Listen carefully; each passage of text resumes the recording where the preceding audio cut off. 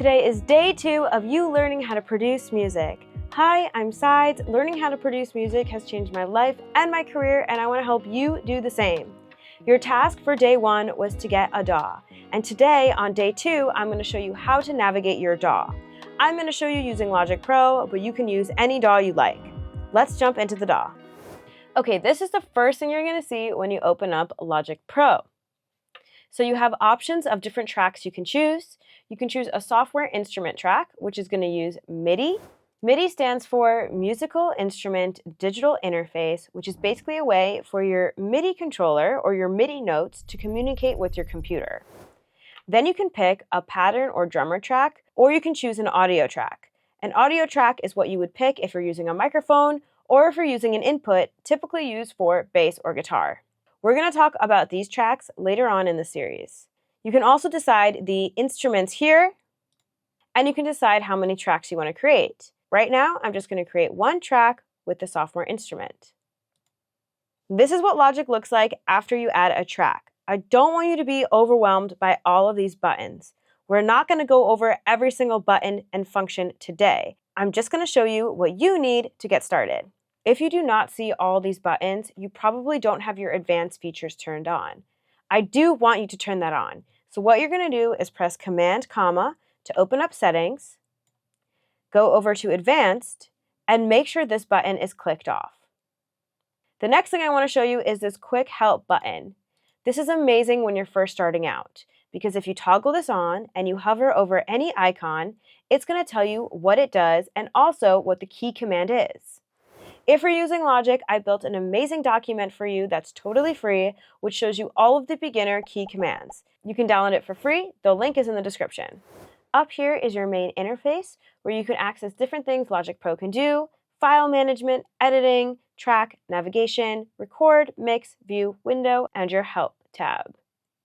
Over here is where you can access your instruments. If you see this little icon, that means you need to download your instruments. Something cool about Logic is they're always doing upgrades and they're always adding amazing software instruments, some of which I haven't even had a chance to download yet. This is your inspector button, which also includes your region and track. We'll be using this section more later, but I just want to show you how you can access your MIDI effects, your instruments. These are the stock Logic synthesizers, and here are your stock Logic plugins. Now we're going to go back up here to the playhead. This is where you can rewind. This is where you can fast forward. This is how you can stop. This is how you can play. And this is how you can record. And this is how you can cycle a section. You can also stop and play by pressing your spacebar. You can also record by pressing R.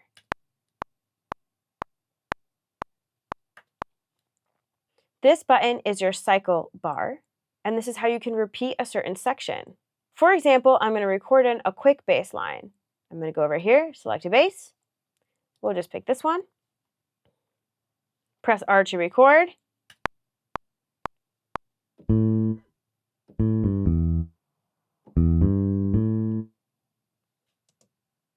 Now I can edit this region by hovering and just dragging this in. And I can press C to turn on the cycle bar. I want to adjust the cycle bar by hovering until this icon appears, and then I can drag it in. Now when I press play, it's going to loop this section.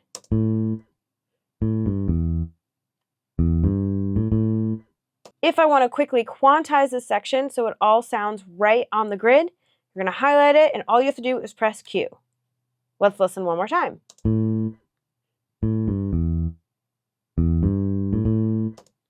This LCD screen has a lot of information on it, which could be really helpful in the future, but right now it can seem overwhelming. So what I recommend doing is clicking this drop down, scrolling up to Beats and Project. The main thing I want you to pay attention to is your BPM, which is these numbers right here. This means beats per minute, and this is how slow or fast you want your song to be. This is your time signature. We're going to leave this at 4/4. 4/4 is a very common time signature for popular music. This is your key signature, which we are going to ignore for now. We're going to skip over these buttons and focus on this button next. This is your count in. So if you have this button on and you press record, it's going to count you in 4 beats. If you turn this off, it will not count you in 4 beats. Let me show you again. So if I delete this section, have this turned on, and press R,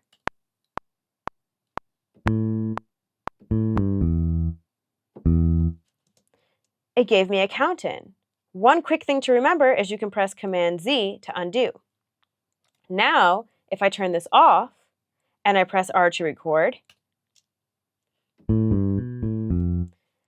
it is not going to count me in. It's just going to start recording. Having the count in is super helpful if you want to start right on 1, so you can start in time with your track. Moving on, this is your metronome. You can turn this on and off by pressing K. Listen to it with it on. K to turn it off. And bam, you have your metronome. This is your master volume slider, and we'll set the overall project volume. This is your notepad button. If you click Edit, you can type in your lyrics here or whatever notes you might have. This is your loop section. This is an amazing feature included in Logic Pro, also included in many DAWs. You can see here there's over 30,000 samples of royalty-free loops. We're going to talk a lot more about these later on in the series. Your task for day 2 is to start getting familiarized with your DAW. Make sure you know how to press play, stop, record, how to write in notes, where you can access the loop libraries, and where you can access the virtual instruments. It doesn't matter what DAW you use, you can do this. If you're using Logic, you can download a free copy of the Logic Quick Commands in the description. See you on day 3, where I'm going to show you how you can lay down the drums. Don't forget to subscribe to my channel, and I'll see you on day 3.